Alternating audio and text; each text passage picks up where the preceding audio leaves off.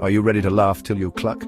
Exposing the wildest rooster chase you've ever seen. Charlie's mission? Simple. Watch Grandma's prized rooster, Cluck Norris.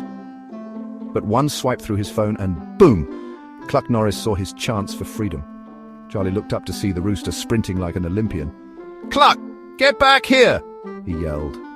The chase was on, through rose bushes, over garden gnomes, and even causing a mini-car pile-up. Cluck Norris had Main Street in a frenzy.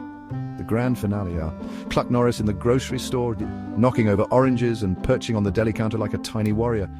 Charlie finally grabbed him, muttering, "Sorry, he thinks he's the boss."